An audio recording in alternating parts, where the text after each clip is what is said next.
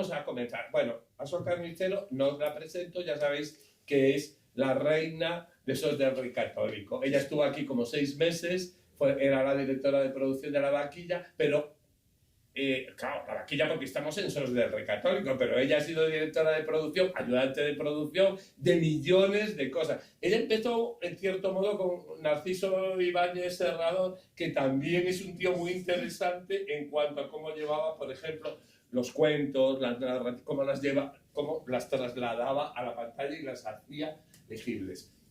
Hay que dejar muy claro que el lenguaje cinematográfico no es el lenguaje literario. Son lenguajes diferentes. Y eso es lo que aquí pueden salir hoy, cosas, espero que interesantes. Vamos a empezar preguntándole un poco, vamos a hacer esto un poco así, ¿no? Un poquito animado y jugoso. Vamos a empezar con Sol, porque Sol, como dije, ha estado en muchísimas películas. Ella estuvo en 4 películas de Berlanga. Pero no solo de Berlanga, sino muchísima más, otra gente, y también con el primer Almodóvar y con muchas otras, con Jaime Chávarri, en películas que también tienen un sustento literario importantísimo. Tú estuviste en Beat, en La Casa de las Muñecas, como saben es una novela, es uno de nuestros Proust, de alguna manera, y claro, todos esos procesos nos van a interesar muchísimo. Y bueno, yo no me enrollo más porque prefiero que empiece hablando Sol. A lo mejor quiero empezar hablando por La Vaquilla, porque La Vaquilla está basada en un guión de uno de los más grandes, bueno, quizá el más grande guionista que hemos tenido en España. El guionista de Belle Époque, el guionista de Berlanga y de 1000 obras maestras absolutas. El guión lo hizo con Berlanga, ¿verdad? Háblanos un poco. A ver, hola, gracias por estar aquí. No tenemos micro, ¿no? No, ya, ¿me oís? Vale, Sí, bueno, sí. pues sí, pero no voy a empezar hablando de La Vaquilla, porque si se trata de hablar de guión, Habla de lo que pues quieras. prefiero empezar por otros sitios. Yo prefiero empezar por lo que para mí es un guión, por cómo aprendí o cómo empecé a saber lo que era un guión, porque realmente cuando yo empecé a trabajar pues, con Ibáñez Serrador, que empecé muy jovencita, lo veía todo a la vez, o sea que veía la producción, el guión, la realización, el resultado, lo veía todo a la vez y no sabía muy bien lo que era.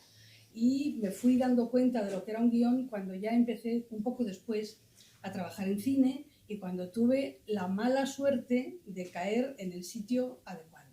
Porque, como dicen los gitanos, pues no hay que tener buen principio en sus hijos, porque luego, cuando aquello se acaba, te das cuenta de que, coño, te falta lo bueno, porque has empezado con lo bueno. Y entonces yo fui auxiliar de producción en El Anacoreta, que es un guión de Rafael Azcona, que ahí es cuando realmente me di cuenta de lo que era un guión. Y dije, ostras, es que un guión, a ver, y voy a decir una cosa muy simple y muy tonta. Un guión es una guía, una escaleta es un esqueleto. Nosotros somos el equipo técnico que tenemos que entender lo que esos creadores nos quieren hacer y nosotros, los técnicos, tenemos que ayudar a que eso se haga. Y eso es un guión. Y entonces, con Azcona, entendí que en el guión no tiene que haber adjetivos. Y dices, hostia. O sea, tienes que ir al grano. Tienes que ser absolutamente resumen. O sea, tienes que ser una cosa estricta. O sea, y lo tienes que saber decir. Él me enseñó, Azcona, en aquel momento. Luego he sido profesora de producción durante muchos años y entonces yo a los alumnos les decía, verás, que no me vale que digáis que esto es muy bonito y muy bello y que es lo más moderno y que no se ha hecho nunca, no. Esto, cómo se mide y cómo se pesa. Y eso es lo que se tiene que saber decir en un guión sin perder la literalidad, porque un guión sí es literario. Aunque Miguel ha dicho, que no, yo creo que sí. Digo como género. Hay que contarlo de otra manera. Claro. Y entonces contarlo de otra manera para que todos se lo contemos al equipo técnico. Y eso ahí yo dije, me muero. Luego lloré mucho, porque bueno, luego tuve la suerte pues, de trabajar, sí, con Azcona, he trabajado 6 veces, con Berlanga 4, con Pilar Miró, he hecho cosas maravillosas y estoy muy orgullosa de haberlas hecho. Y cada vez he ido aprendiendo un poco más y he ido ajustando esos esquemas para saber qué es lo que estaba haciendo. Y he tratado de hacerlo lo mejor posible. Entonces luego, pues me pasó, bueno, luego trabajé en La Escopeta Nacional, ya, que fue la primera película que hice con Berlanga, después de haber intentado hacer con él, porque yo no lo creaba, yo ayudaba a que aquello se pudiera hacer y se terminó, pero no se hizo lamentablemente la película, que fue un guión con Perico Beltrán, que era un personaje maravilloso, pero un loco de la vida. Todo lo contrario que Azcona. Que Azcona era la persona prudente, la persona seria, la persona sensata, y que hacía que todo lo que escribía se pudiera hacer. Perico Beltrán era todo lo contrario. También hiciste algo con José Luis San Pedro. Bueno, pero a ver, José Luis San Pedro intentó... José Luis Berlanga, Luis Berlanga y José Luis San Pedro intentaron hacer ese guión con Perico Beltrán, que no se hizo. Pero bueno, no me voy a enrollar porque esto nos daría años. Y después de eso hice La Escopeta, y ahí es donde trabajé en la primera película de Berlanga conmigo, que se realizó. Y después de La Escopeta, que no pensaba ser una saga para nada, el productor, que era Alfredo Matas, y que también era otro... O sea, yo tuve lo de caer en el sitio justo en el momento oportuno, es maravilloso. Era un triunvirato que eran Azcona, Berlanga y Matas. Eso no se va a volver a dar en la vida, y yo estaba allí. Y, bueno, pues bendito sea. Bueno, hicimos La Escopeta, y entonces el productor, que era muy listo, antes de estrenarse La Escopeta, dijo: aquí hay película, aquí hay... Y entonces empezaron a escribir Patrimonio Nacional, que fue la segunda de la saga Aleguinechi. Y cuando leí Patrimonio Nacional, lloré, porque dije, ¿y voy a tener la suerte de trabajar en esto? No me lo creo. El guión de Patrimonio... Luego la película es buena, no digo, vamos. Pero el guión de Patrimonio Nacional es una joya. Eso es un guión. Vale, ahora os dejo. No, pero aquí hay un tema, antes de pasar a otros intervinientes, hay un tema que a mí me ha sugerido lo que tú has dicho, y es que de sobra es conocido, sobre todo en el cine americano, que existen dos tipos de guión. Lo que es el puro guión literario, y luego hay el guión técnico. No, pero no es lo mismo. No es lo mismo, ya no sé que no es lo mismo. No, pero vamos a ver, el guión técnico en España no existe. Pero en América sí. No, pero en España. Es que aquí se llama guión técnico a lo que no es guión técnico. Aquí, o sea, el guión técnico es un guión que dice plano medio, plano no sé qué. No, aquí no se hace. O sea, te juro que no se hace. No. Pero incluso el primer guión, el que se da al equipo, es un guión que tiene que ser estricto, escueto. O sea, y lo de sin adjetivos. Dices, vamos a ver, no me diga usted que esto es una librería, pues que está diciendo, no, está oscuro. Vamos a ver, hay cuántas baldas, no sé cuántas, tantas baldas, tiene tantos metros de no sé qué. Y eso luego es muy difícil que un director se lo cargue.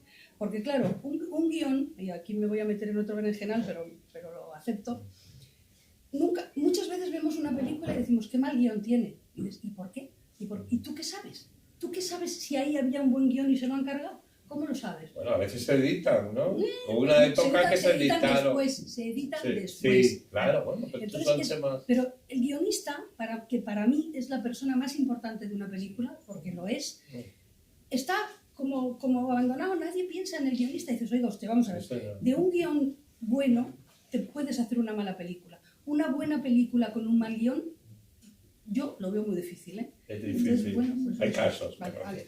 Bueno, han quedado abiertos muchos temas y que son muy clásicos en el tema del guión. Los que hemos estado en escuelas de guiones y cosas de esto sabemos que es un tema muy complejo y que ella, claro, habla desde la pura práctica. Porque ella, yo sé que ha copiado algún guión. Bueno, o sea, es que has estado copiando el guión. Claro, pero es que eso es... Y les he obligado a que hicieran 3 páginas en un guión. Ya, lo sé, no se puede estar más cerca del proceso de tal. Pero ese proceso no siempre es igual en todos los sitios y hay muchas variantes, pero no nos vamos tampoco ahí. Bueno, yo le daría la palabra a José Manuel, que a lo mejor... Juan Manuel, perdona, ya estamos en cine. Juan Manuel, perdona. No sé si quieres tú sobre esto o hacer una... Sí, vamos a ver, desde mi punto de vista... Pero la verdad es que he estado involucrado en varios proyectos cinematográficos, todos calamitosos, y he decidido no volver no quiero saber nada del mundo del cine. Es más, si en alguna ocasión alguien quisiera adaptar una novela mía, lo que intentaría sería pegarles el sablazo mayor posible y no tener nada que ver, ¿no? Pero he estado involucrado en diversos proyectos. Escribí el guión, efectivamente, de una adaptación de La Tempestad, una novela con la que gané el Premio Planeta. Y luego pues el guión lo despedazaron y hicieron una película que no tenía nada que ver con mi novela, ¿no? Esto es muy habitual en el mundo del cine. A mi modo de ver, los equipos cinematográficos, empezando por los productores, son personas psicopáticas, Oye, que tenemos aquí a una. nerviosas. Bueno, directora. Yo he percibido cosas muy extrañas. Y luego he escrito guiones para otras personas. Escribí, por ejemplo, un guión de Los últimos de Filipinas para José Luis Garci. ¿Cuándo? Era un guión, yo creo, bastante bueno. Garci estuvo a punto de sacarlo adelante, incluso llegaron a hacer los decorados con Gil Parrondo, hubiera sido una de las últimas películas de Gil Parrondo. Pero yo recuerdo la reunión que tuvimos con el productor.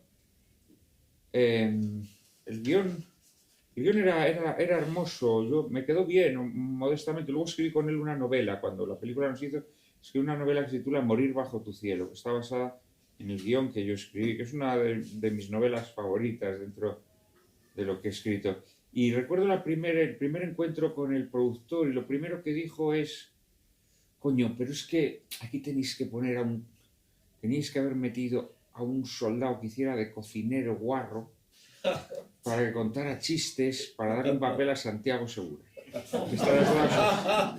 Era toda su obsesión, ¿no? Y además que les da igual, o sea, que es que Los últimos filmes trata de un destacamento que está encerrado en una iglesia, ¿no? Y que no tienen nada que comer, se mueren de hambre, de hecho, ¿no?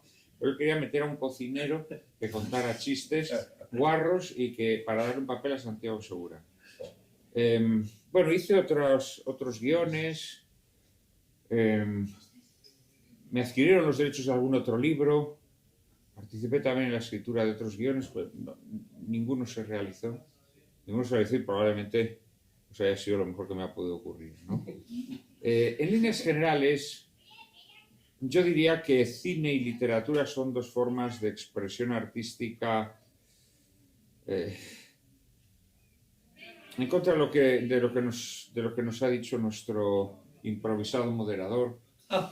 Yo diría que son dos formas de expresión muy diversas y casi antípodas en muchos sentidos, ¿no? En primer lugar, por el propio modus operandi, ¿no?, del escritor.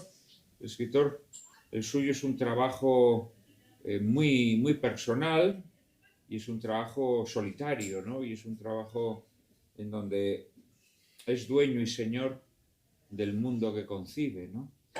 Frente a lo que es una película que al final es algo en donde son muchas las personas, cada una de su padre y de su madre, que intervienen, ¿no? Porque siendo verdad que el guión es la piedra angular, pero luego sobre ese guión caen como pedrisco o bandada de buitres, pues una serie de personajes, ¿no? Desde los productores, el director, y en fin, al final todo el equipo cinematográfico mete su cuchara ahí, ¿no? Entonces es un trabajo totalmente distinto. Pero es que aparte creo que la literatura y el cine prestan atención a cosas totalmente diversas, ¿no? Y quizá es por ello por lo que existen muy pocas adaptaciones de obras maestras de la literatura que ya han dado lugar a obras maestras cinematográficas. Es muy difícil encontrar obras maestras del cine basadas en obras maestras de la literatura. Tenemos como ejemplo más evidente, bueno, podríamos citar, ya que Raquel Lanceros cita a Dante en el título de su nuevo libro, ¿no? Pues no existen obras maestras cinematográficas basadas en la Divina Comedia, a pesar de que se han probado varias adaptaciones. En nuestra cultura, pues el caso más evidente es el del Quijote, ¿no? Se han hecho muchas versiones del Quijote y además las han hecho los más grandes creadores cinematográficos. En nuestro cine, Rafael Gil, uno de los más grandes directores del cine español. Luego, Manuel Gutiérrez Aragón, que también es un director muy importante. Pero fuera de España, Orson Welles, aunque lo rodaba en España a ratos sueltos. El ruso Kozintsev, Pabst. Pero tanto la de Pabst como la de Kozintsev son dos grandes obras cinematográficas. Bueno, son obras cinematográficas considerables, pero nada que ver. Bueno, claro, es que es imposible. Pero, por ejemplo, Shakespeare... No, imposible no. Imposible no. Lo normal sería, si fueran verdaderamente dos expresiones artísticas próximas, lo normal es que por mera comunicación, por mera ósmosis, una película basada en una obra maestra cinematográfica y realizada por un gran director de cine fuera una gran película. Normalmente no es así. Pero ¿por qué? Porque el cine y la literatura prestan atención a cosas muy diversas, muy diversas. Por ejemplo, las versiones que tú has citado, Paz y Kosinsev. Pues Paz y Kosinsev, ¿a qué conceden atención? Conceden atención al vestuario, a los decorados. La película de Paz, por momentos, nos parecen los grabados de Doré, Sí. ¿no? Pero todavía hizo todavía el Quijote. Claro, si nosotros leemos el Quijote, Cervantes no dedica ni una sola palabra a describir los paisajes, los ambientes en los que se mueve Don Quijote. Es una novela totalmente abstracta, no hay descripciones de los lugares por los que transita Don Quijote, no hay descripciones del vestuario que usan los personajes. Es decir, a Cervantes todo eso le da exactamente igual. Cervantes, ¿a qué concede importancia? Cervantes concede importancia a los parlamentos de Don Quijote, a los coloquios entre Sancho y Don Quijote. Claro, todo eso no es cinematográfico. Porque no Orson existía Welles, cine. Orson Es que no había Welles, cine cuando lo escriben. claro. Pero Orson Welles concede importancia, trata de reflejar los parlamentos de Don Quijote o los coloquios entre los dos protagonistas y es un aburrimiento. No es cinematográfico. No es cinematográfico. Entonces, la realidad es que cine y literatura, en contra de lo que pensamos, yo creo que son expresiones artísticas muy diversas.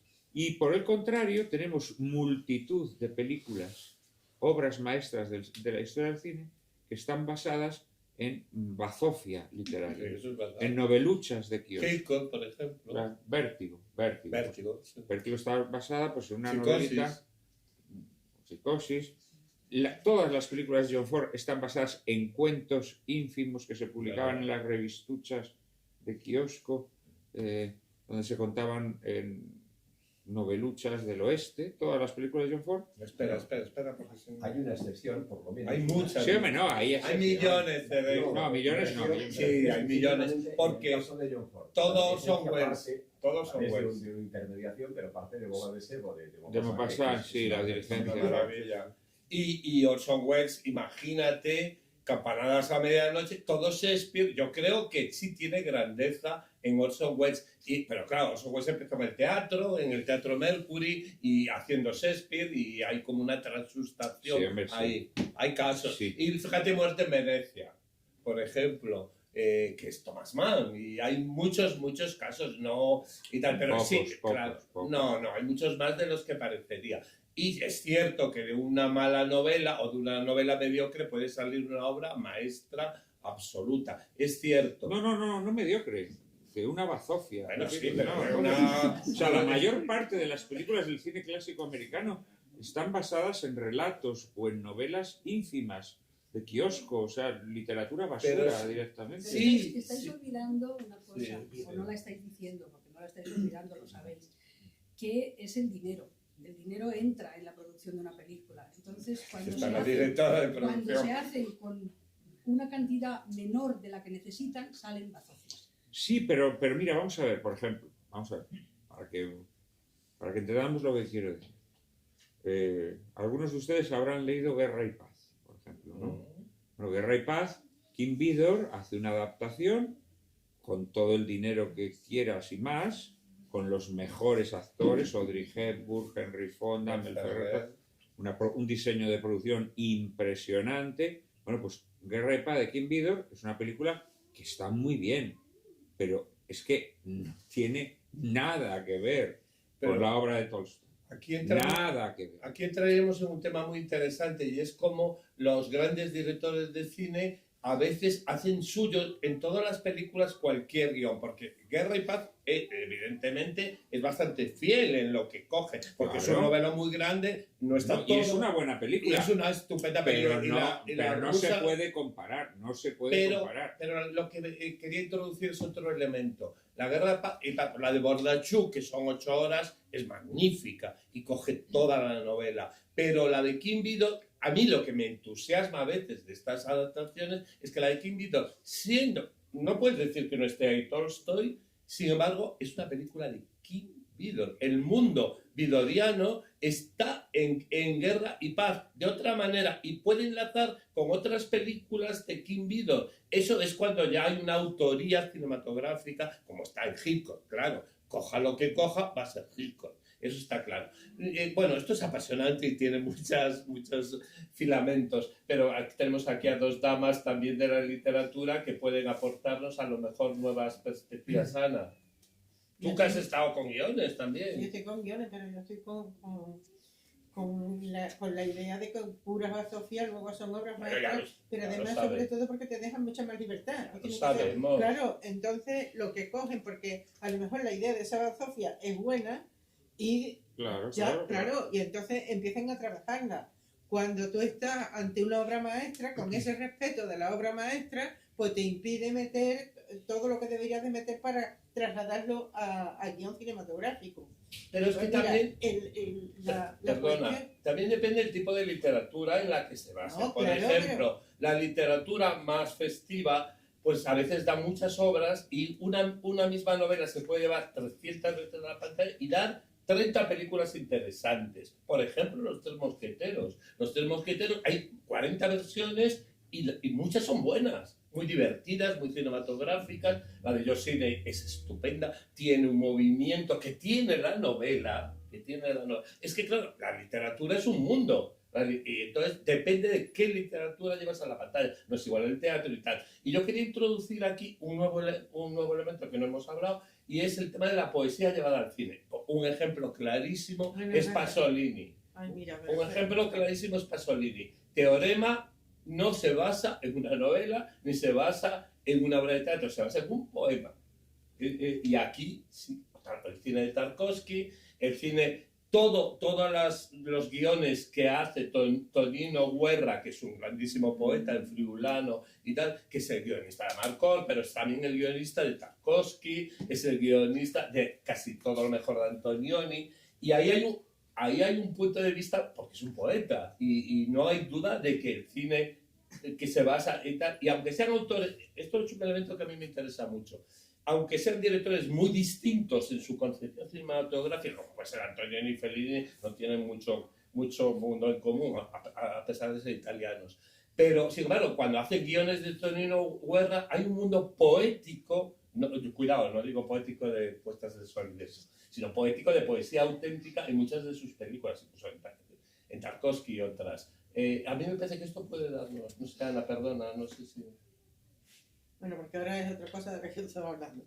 Perdona. No, vamos a ver. Una cosa es que una película sea poética y otra cosa es que tenga un poema dentro. No sé si no, eso es distinto, no. Yo no estoy hablando de eso. No, ya lo sé que tú no estás hablando de esto, pero estamos hablando para aclararnos. Películas con un poema dentro hay muchas y muy malas. A ver, es para situarnos. Claro. Porque aunque tenga poemas dentro, puede ser también una película poética, sí. Pero mira, te voy a poner un ejemplo, en teatro no... Esplendor en la hierba sale de un poema. Bueno, ya, no sale de un poema. Bueno, se basa en unos versos. Claro, se basa en unos versos, pero luego la historia va para... Sí, claro. Pero eso no tiene nada que ver. La película yo no la considero exactamente poética. No. Aunque el cine poético de alguna manera se lo carga Griffith. Claro. Porque el cine... Exacto. El cine hubiera tenido hubiera sido otra cosa, ¿no? Sí, señor. Si no hubiese sido narrativo, si hubiese sido poético. Claro. Las imágenes, el cine surrealista, el cine de los... Einstein, que era poeta y escribía poesía, pero él lo transforma a través del montaje. Cine poético podríamos decir que es el cine, por ejemplo, el perro andaluz, por ejemplo. Claro, el cine que es poético no tiene narración. Entonces, aunque se base en un poema y aunque se base en lo que sea, en el momento que estás contando una historia de manera convencional, eso para mí pues no tiene nada que ver. Puede ser muy buena película, no estoy puede tener destellos poéticos, eso, pero la no es cine poético. Es completamente diferente. Yo, por ejemplo, coge y tiene un poema dentro, como es El cielo sobre Berlín, y El cielo sobre Berlín está describiendo un mundo poético. Y aunque no existiese el poema que está al principio y al final, sino que eso eso lo decía muy bien José Hierro, que el poema no se puede explicar, el poema es. Y esas películas no se pueden explicar, son. Yo no te puedo contar. Muy bueno, pero eso es muy bueno. Ahora Esa Estamos es la poesía. avanzando. Cuando tú, una película no se la puede explicar a nadie, sino tiene que decir, tú ve a verla porque no te puedo contar de qué trata. Y El cielo sobre Berlín es una de ellas, ¿no? Hay pocas, es muy significativo en ese sentido, porque tú dices, a ver, aunque yo te cuente, porque son Los Ángeles que están mirando esto, no doy idea de lo que es la película. Persona de Berman, a lo mejor. Claro, exactamente. Son películas que o la ves o no te enteras, aunque te pongan el resumen en la... Y fíjate que Persona está hablando de la palabra, porque ella es muda, y es actriz y es muda. Y está hablando de la palabra y está hablando de la imagen. Y cómo la imagen, pues, es que es un tema que teníamos, que es el fondo de este debate, ¿no? Esto es un debate, o sea, que no se extrañen que digamos cosas contrarias, porque figura... Pero es un debate en el que sobre todo habla uno. Nada, bueno, dejemos a Raquel. La verdad que se están diciendo cosas muy interesantes. Yo concuerdo con lo que ha dicho Juan Manuel. Lo de la literatura es obvio y es evidente que la gran literatura no necesariamente se traslada a obras maestras y viceversa. Pero también lo de los derroteros que ha tomado el cine más narrativos, incluso aunque la forma actual de narrar del cine sea muy fragmentaria, porque evidentemente el estilo lineal en cuanto a la temporalidad, eso está muy desfasado en cine y también en literatura, ¿no? Pero lo cierto es que, lo ha apuntado también Juan Manuel, la literatura se forja desde un punto de vista unívoco, por muchas lecturas, que evidentemente todo escritor se nutre de constantes lecturas y germinan en él muchas voces, pero al final es una asociación de ideas libre que esa persona hace, pues como un alquimista, su destilación personal de un montón de fragancias y de sustancias, y de alguna forma es omnipotente el escritor en ese sentido, que es algo que muchas veces los escritores comentan como me siento bien cuando escribo, porque el mundo es abrumador en muchos casos y estamos todo menos al mando. Y al menos, no sé, yo creo que es una de las cosas por las que alguien haría eso que decía Paul Auster, y yo estoy de acuerdo con él, aparentemente no tan absurdo de pasar la vida encerrado en una habitación escribiendo en vez de, qué sé yo, yendo en patinete por las plazas. Pero hay muchas razones obvias y una de ellas es esa sensación de generar un mundo en el que de alguna forma uno tiene cierto control, aunque es verdad que también los derretores que toman la escritura no son normalmente los planeados, también eso es verdad. Sin embargo, claro, el cine, aparte de que tiene otro lenguaje y es una forma artística muy distinta, es una obra coral. Y si ya es complicada la comunicación entre dos, entre tres, imaginaos como esos ejercicios que se hacen en el campamento de cómo se el teléfono roto, ¿no? Pues un mismo guión, una misma idea, de pronto tiene que pasar por manos de personas con muchas vivencias distintas que pertenecen a disciplinas, el productor, el regidor, ¿cómo se dice? El cámara, los actores, el director. Entonces, de pronto son muchos universos, porque aunque nos parezca que en realidad hay solo una, los filósofos afirman que es una mínima intersección de las mentes. Y esto también parece que Freud iba por ahí, ¿no? Pues claro, de pronto un número bastante grande de mentes pensando sobre un mismo tema.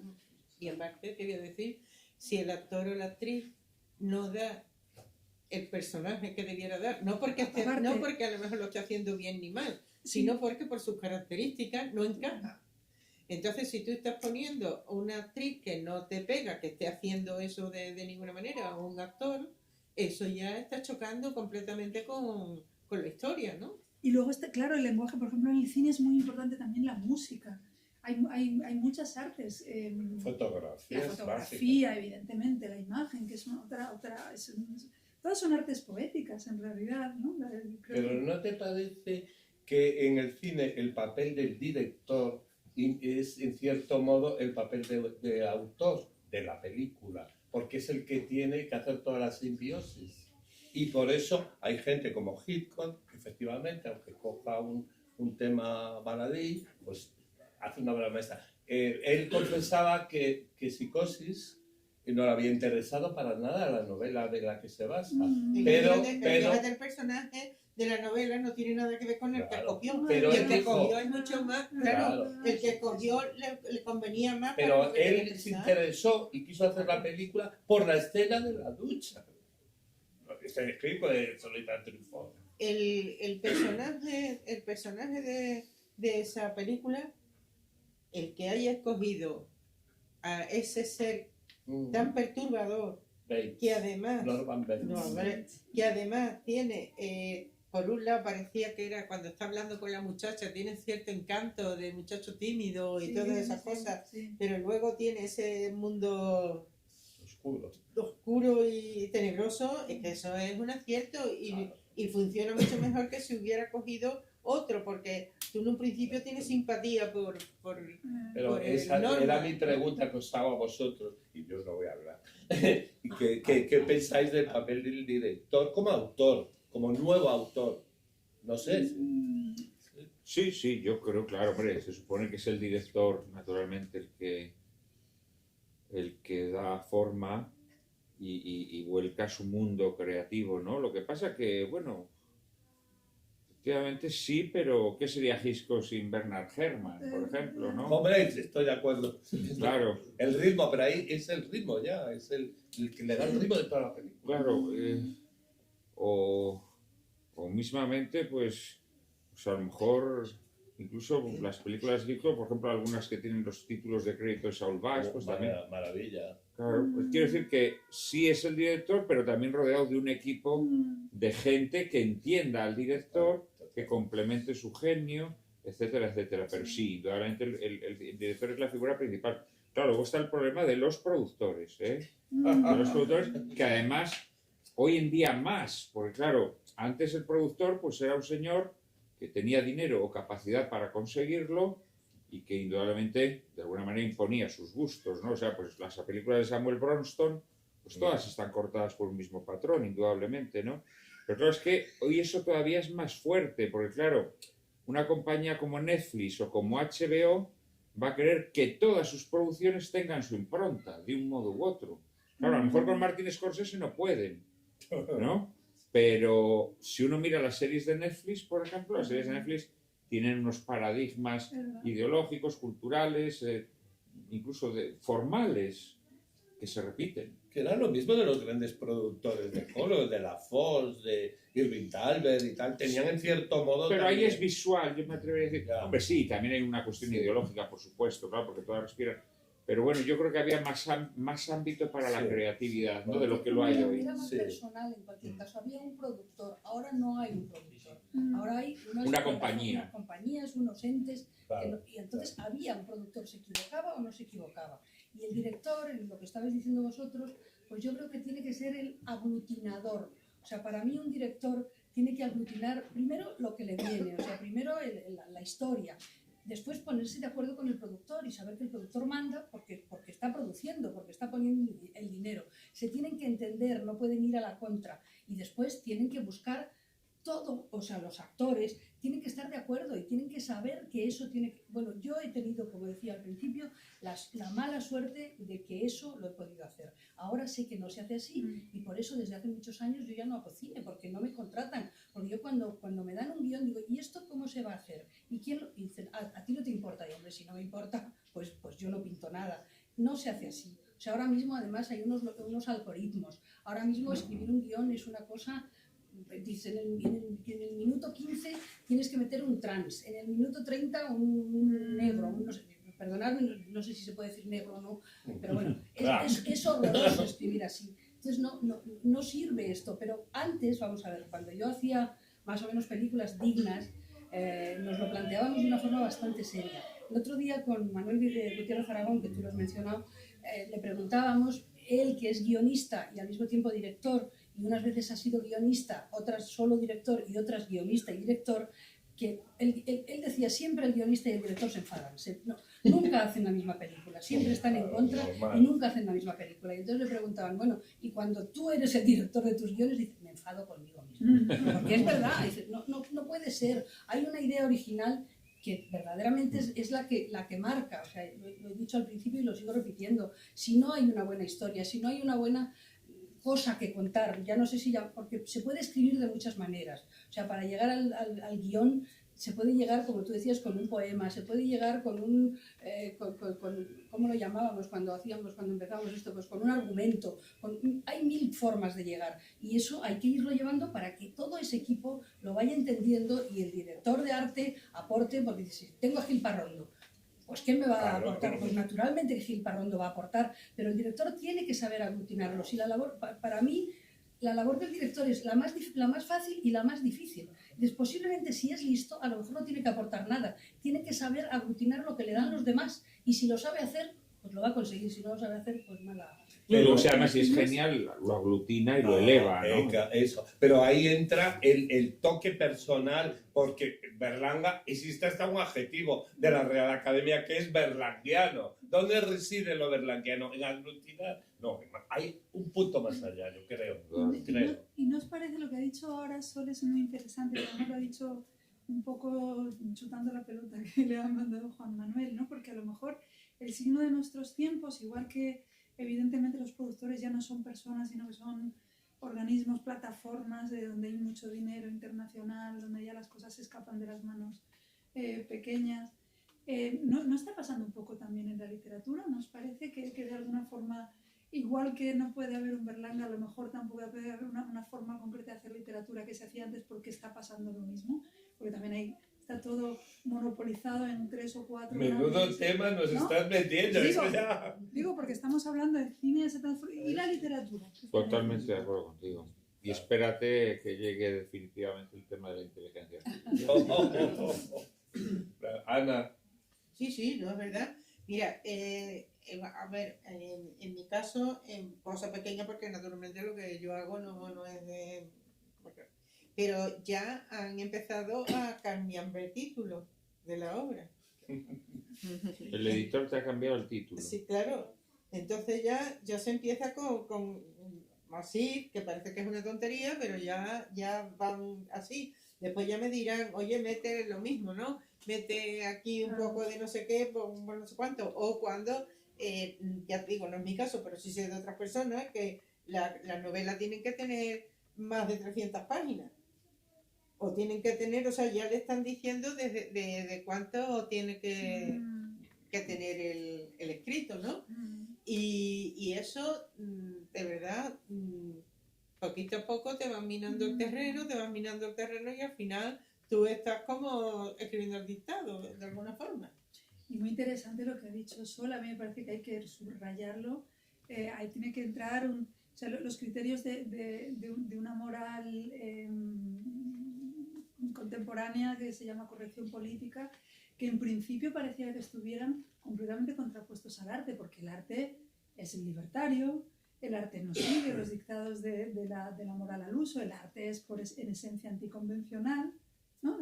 Y entonces de pronto no, es que hay que seguir esto porque... ¿no?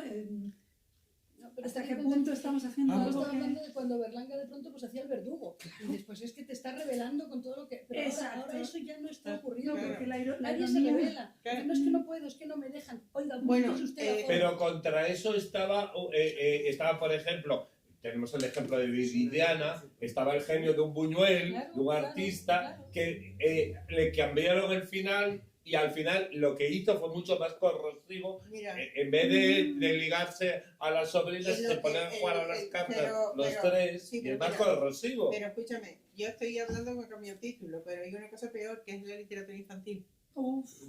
Ya. Eso, claro, yo pero a mí me han hecho, bueno, primero, de algunas cosas descartarlas directamente a todo este tipo de manipuleo, porque hay cosas... políticamente correcto. Pero no, mira, a ver, políticamente correcto, ¿esto qué es?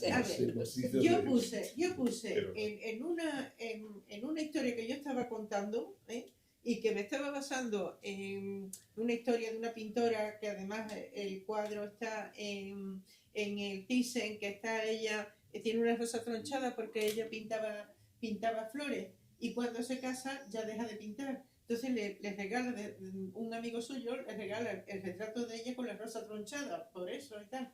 Y entonces pues yo estoy contando de una chica que se ha quedado muy impresionada con lo del cuadro, y en ese momento ella no sabía si seguir el camino que le estaba trazando sus padres o lo que ella quería, que quería estudiar arte y tal. Y entonces la chica tiene un sueño con este cuadro y con esto, y al final dice, yo no quiero que nadie pisotee mis rosas. Bueno, pues pisotee no se puede decir, sino que pise las rosas. Pisar las rosas no pisotear las rosas, porque pisar las rosas puede ser sin querer, incluso, pero pisotear las rosas está ahí haciendo una rabia, una intención, un algo. O sea, no es ya por políticamente correcto ni nada, sino porque lo tienen que endulzar. No tienen que poner cosas tan agresivas. Eso, Ana, ha sido en todo el cine clásico constante, sobre todo en el de Hollywood. Ya te estoy hablando que en literatura infantil te miran mucho, tú no puedes poner a lo mejor que tienes una navajita suiza o algo por el estilo. Claro, entonces ya te están poniendo primero muy suavemente, porque eso el niño o la niña no lo va a entender, como si nosotros hemos nacido sabiendo todas las cosas. Pues yo he leído cosas que no entendía hasta que las entendí, ¿no? Y empiezas con esas historias y poco a poco te van metiendo. Y por eso las entendiste, porque las leíste. Claro, porque si no las hubieras leído, no lo hubieras entendido nunca. Claro. Claro. Entonces, claro, que te digo, eso existe, pero además también no es la que te lo está diciendo. Te lo está diciendo un consejo, o sea, la que te lo dice no tiene responsabilidad, sino que lo han decidido entre unos cuantos, y entonces tú eso no lo puedes poner. Bueno, luego en las relaciones de cine y literatura también es interesante hablar del problema, me parece a mí, ¿no? De lo que supondrá el cine de autor. El cine de autor, porque claro, el cine clásico normalmente los guiones los escribían guionistas. Guionistas profesionales, el director, pues hombre, les daba su impronta, hablaba con el guionista, les hacía unas sugerencias, tal, pero ellos no escribían el guión, ¿no? El guión estaba escrito por personas que tenían bueno, bien que eran escritores que se habían reciclado en guionistas, o bien directamente guionistas que conocían la técnica del guión. Y con el cine de autor, sobre todo el cine europeo, ¿no? Esto cambia, y entonces el director se convierte en guionista. Y no tengo claro que eso a la larga haya sido bueno para el cine. O sea, antes hemos hablado de Berlanga. Berlanga era un maestro, pero la realidad es que Berlanga confiaba en su guionista. De hecho, también habría que decir que probablemente cuando Rafael Azcona deja de hacer los guiones para Berlanga, Berlanga ya no es el mismo, de alguna manera. Berlanga ya no es el mismo. Ni lo era antes tampoco. Ni lo era antes, claro. El primer Berlanga claro. es igual, claro. Quiero decir que el director, cuando quiere engreírse, ¿no? y quiere convertirse también en escritor, muchas veces la caga. Y yo creo que uno de los problemas del cine en un determinado momento y de su desconexión con el público y demás tiene que ver con esto, con el empeño del director en ser guionista. Porque está bien el cine de autor en el sentido que el director da su impronta a la película, pero el cine de autor en donde el director es guionista no creo que siempre sea positivo. Yo solamente lo veo válido, porque estoy totalmente de acuerdo contigo, Juan Manuel, cuando pasa eso, que además produzca y que entonces se la juegue, porque si no, eso no vale. O sea, eso, intentar ser guionista, decir, yo colaboro en los guiones, pero que produzca otro, entonces dices, ¿tú realmente te crees suficientemente dotado? ¿Crees? Pues entonces produce y haz tus películas a ver qué pasa. Si no es así, pues mira, deja al guionista que haga lo suyo, deja al director que haga lo suyo y que cada uno tenga su misión. Así es como yo lo veo. Bueno, en el Hollywood clásico los equipos de guionistas eran impresionantes porque tenían un edificio para ellos en la Metro donde trabajaban cientos de guionistas. El director entraba después. Claro. El director no entraba. No, pero quiero comentar solamente que entre aquellos guionistas había gente como Faulkner, como Hemingway, como Scott Fitzgerald, como Dashiell Hammett, que eran mentes brillantísimas y que yo creo que de alguna manera, porque aquí hay otro elemento que no hemos tratado y es como el cine influye a su vez en la literatura, en el lenguaje de la literatura, Claro. sobre todo a partir de las vanguardias. El montaje incluso influye en la poesía, lo sabemos, ¿no? Y como esta gente que es tan brillante tiene una visión ya del cine. Yo no sé si algunos guionistas están viendo la imagen cuando la están escribiendo. Yo he leído de algunos que sí. Debería ser que sí. Yo creo que sí, Debería ser algunos sí. que he leído que sí, que están viendo, Sí. o sea, ellos están Es lo que escribiendo, estamos- pero están viendo, en cierto modo ya están haciendo la película. Bueno, no sé si este tema... Yo qué sé, yo creo que todo el mundo cuando escribimos, sobre todo narrativa, estamos haciendo la Está bien. película. Bueno, pues eso es Porque un tema muy estamos viendo la interesante. escena, estamos escuchando las voces, estamos... Claro, bueno. Claro. O sea, pero eso quiere decir que el cine también tiene una impronta ya dentro de la mente del autor, porque desde niños estamos viendo millones de imágenes y sin duda la imagen junto con la palabra es un tema muy... Es una de las razones por las que normalmente, ya no solamente al propio autor, que me imagino lo que ha dicho Juan Manuel me ha parecido muy interesante, ¿no? De cómo una obra que él escribe la pueden transformar en algo que no reconoce, ¿no? Yo el otro día, en una charla que estaban Héctor Abad Faciolince y Fernando Trueba, que hablaban precisamente de cuando el segundo dirigió la película sobre el olvido que seremos, y comentaba Héctor Abad Faciolince algo que me pareció muy interesante, porque dijo, por lo que allí contaban, está de acuerdo con el resultado, milagrosamente, pues no suele pasar. Sin embargo, lo que él había imaginado y visto en su mente cuando escribió el libro no coincide en absoluto con lo que después, a pesar de que le guste, pero normalmente incluso como lector, cuando uno, el riesgo también de ir a ver una película sobre una obra concreta, que al leer todos imaginamos. Sí, yo cuando leí El olvido que seremos lo imaginé de otra forma. Claro, O claro. sea, no vi la película que luego hizo Trueba. Exacto, todos tenemos, claro, los rostros de los personajes, los paisajes, Claro. y es imposible que eso coincida. Entonces, de ahí también vienen muchas decepciones, ya no Muchas solo de decepciones los, del público, claro, de los claro, propios lógico. lectores, ¿no? Que han Bueno, visto- tú imagínate El cartero de Neruda, bueno, claro. la película que tiene que ver con La ardiente paciencia, que la obra no tiene nada que ver, porque empieza que el cartero de Neruda, el cartero de Neruda es un señor mayor y claro, y en La ardiente paciencia es un chaval. Luego, en La ardiente paciencia, eso está en Chile, que está en la Isla Negra, y todo el mundo sabe quién es Neruda. En la película del cartero de Neruda está en Italia, nadie sabe quién es, pero tengo que decir que me gusta más la película. Sí, yo creo es un ejemplo Claro. a la inversa, ¿no? Oye, yo creo que el diálogo es apasionante, no sé si os quedan, porque hay Yo tantos. solo sí. quería lanzar, como hemos hablado de cine que se basa en poemas y de cine poético que no se basa en poemas. Claro. ¿Y qué os parece el cine directamente metapoético, tipo que han sido algunas películas icónicas para generaciones, yo que sé, El lado oscuro del corazón? ¿No? Que son películas que no se basan en un poema solamente se basan en muchos sí. poemas, Sí. pero son también toda un intento de acercar la poesía, casi una lección de... Pero no es un poco cursi. Yo por eso le he lanzado la pregunta, porque No, no, sé lo que yo- vais a yo- A yo mí, dejo. sí, mira, a mí me parece más el cartero de Neruda en ese sentido, porque está hablando también del valor que tiene la poesía, el valor que tiene las metáforas, y está además construyendo, el cartero le construye a Neruda un poema con los sonidos. Mira, eso es verdaderamente conmovedor, y eso me parece mucho más poético que si hubiera puesto un poema de verdad. Aunque la verdad es que la escena de Mario Benedetti recitando en alemán a las 6 de la mañana Ya. a una prostituta en un burdel, solo por eso ya merece la pena que Eliseo subiera. Pero hay directores que tienen un mundo, yo creo que lírico. Por ejemplo, voy a poner un ejemplo, David Lean. David Lean en sus películas, la naturaleza... ¿Lynch o Lynch? No, Lynch, Lea, David Lea o Lynch, Lynch, yo Lea. digo, bueno, Lynch es otro. Es que- Bueno, también podríamos hablar de él, Sí, claro. sí, Porque claro, el terciopelo azul también, Vamos a claro, ver, claro. hombre. Pero yo me refería a Lea, Doctor Cibago, ¿no?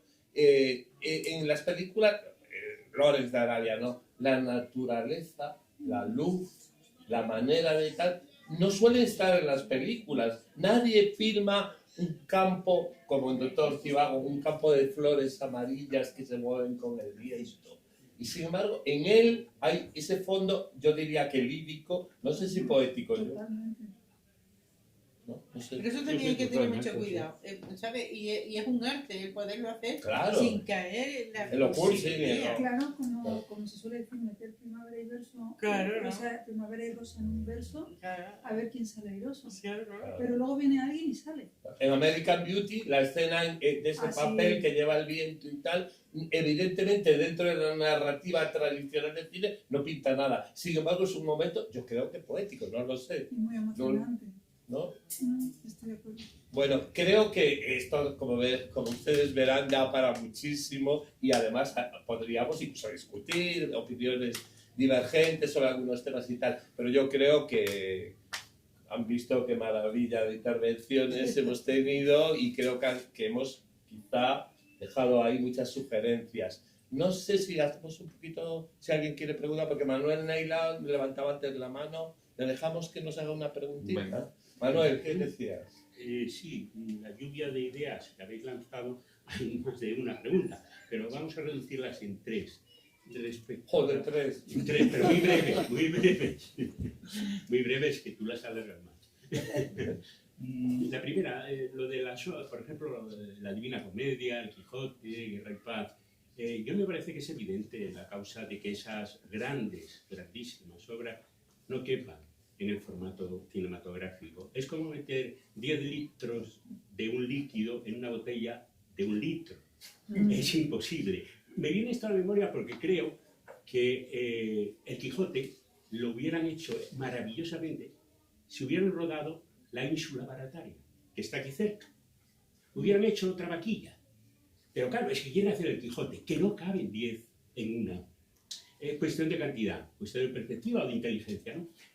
La primera cuestión, que luego... La segunda, que sí teníais razón. Hay una evidencia entre la diferencia entre literatura y cine, y es que una es una creación individual, la literatura, la otra es una creación colectiva. No se ha hablado... Ya lo han dicho. No, pero es que... Espera, es que no se ha dicho que, por ejemplo, la vaquilla sin los actores que tuvo no hubieran sido la vaquilla. Es decir, en ese sentido estamos todos de acuerdo que la diferencia está esencialmente en que una es un arte individual y la otra es un arte colectivo, donde el último sería... Perdón, soy muy breve. Pero los actores que intervienen en la vaquilla se llaman actores berlanguianos. Sí, Berlanga sí, los va claro, llevando de unos... claro. O sea que de alguna manera en esa selección de los actores, no cualquier actor podría valer. Claro, por eso digo que es colectivo, es una creación colectiva. Imaginaos Guerra y Paz hecha por 10 escritores distintos. Bueno, ahora tenemos un Morla, ¿no? Bueno, vamos con eso. Y la tercera era una pregunta. ¿Por qué no se ha hecho Luces de Bohemia? Y a Sol se ha hecho. Se ha hecho, perdona. pero como obra Más te maestra, los ha como hecho. obra maestra. Paco Raval y Sí. Agustín González y director Y era Angus, No, García Sánchez. Miguel Ángel Díaz. Venga, sí, No, o no, García Sánchez. No, No. me parece que fue Miguel Ángel. ¿Es la de ella María Golote? No, Fernando Fernández. Esa es la otra. Perdón, Y la o Paco pregunta- Raval. ¿Era Fernando Fernández o Paco Raval? No, Paco Raval, era Paco Paco, Raval. era Paco. Y Agustín Vamos, pasó González. desapercibida, ¿no? Lo Es- más increíble... Pero era Sol la pregunta. Sí. Pero- Las acotaciones, por ejemplo, de Valle Inclán no entrarían dentro Y es muy de- cinematográfico, de- Valle Inclán. No entrarían dentro de un guión. Pero Las sí, Pero acotaciones. verás, yo creo, y lo llevo naturalmente a mi terreno, que es el que conozco, que es el de la producción. Todo viene, el cine, el equipo es una pirámide. Y el equipo, la pirámide viene, por supuesto, de la obra, viene del guión, porque si no hay guión no hay nada que hacer. Y a partir de ahí entran producción y dirección. Y un presupuesto, o sea, tiene que haber dinero para hacer lo que esas dos mentes quieren. Si eso funciona, la cosa funciona. Si no, no. Porque unas veces se pretende hacer cosas para las que no hay posibilidades y otras veces se elige mal. Entonces ahí se va desbaratando la cosa. Pero si eso cuaja y dices, sí, yo quiero a estos actores, porque a veces dices, es que han puesto unos actores que son muy malos. ¿Por qué los han puesto? Es que son tontos los que... No, porque a lo mejor para pagar a los de arriba no había dinero. O sea, todo... Pero viene así. A ver, si se dan esas circunstancias es bastante fácil hacerlo. Ahora, no se dan casi siempre. Y uno se engaña a sí mismo y dice, lo voy a hacer. O sea, a mí, desde que yo no hago cine con estas gentes estupendas, pues me han llamado para proyectos y yo he dicho, esto no se puede hacer. ¿Y por qué no? Pues digo, porque no se puede. Y luego tengo la satisfacción estúpida de decir, bueno, cuando yo he dicho que eso no se podía hacer, o no se ha hecho o se ha hecho mal. Y dices, por algo sería. Porque sí sé cómo se puede hacer un proyecto, pero claro, la fama cuesta y el cine cuesta. Y eso hay que saber verlo y hay que saber hacerlo. Y luego, bueno, que interese, porque cuando yo lo hacía, más o menos los productores se movían y tenían y la distribución estaba en sus manos y lo podían hacer. Ahora no se puede. Ahora tiene que ser que esas plataformas y esas mentes que no sabemos quiénes son, las que le dicen a ella que no meta esa palabra, yo no sé quiénes son, pero esas son las que nos dirigen. Y si a esos no les gusta, no se puede. Visconti estuvo toda su vida queriendo hacer a la recherche de Proust. Toda su vida era su proyecto, era lo que él quería hacer. No lo pudo hacer, no lo quiso hacer. Le ofrecían atajos y tal, que luego lo hizo Escolofón por el camino de Swan. Pero él quería hacer, tenía la visión plena de eso. Pero él confesó en una entrevista que en El Gato Pardo, el personaje de Alain Delon y el personaje de Claudia Cardinale son dos personajes de Proust. Claro, no pudo hacer en Búsqueda de Tiempo Perdido. Lo hizo en El Gato Pardo. Pero era prusiano, prustiano. Claro, pero ese es un tema muy apasionante. Bueno, yo creo que no sé si queréis vosotros añadir algo. Remato con una cosita. Sí, pues remata y Porque surge. a todo esto, si hay mucho talento en ese, Claro.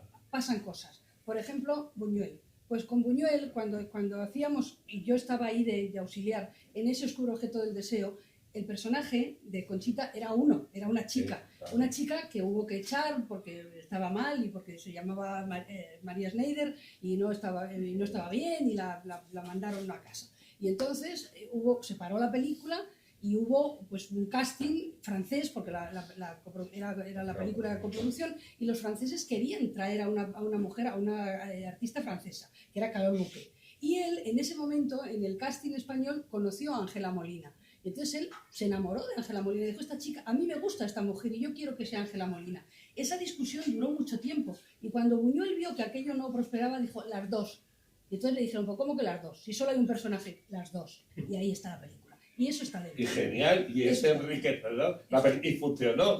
Bueno. Pero en aquel momento decíamos, pues, ¿está loco? O sea, ¿se ha vuelto loco? No, no se había vuelto loco. No. Y María Schneider tenía problemas de drogas. Sí, estaba totalmente mal. Bueno, funcionó como ha funcionado creo que esta mesa. Hemos visto al público totalmente entregado. Muchísimas gracias a todos, a los componentes de la mesa y al público.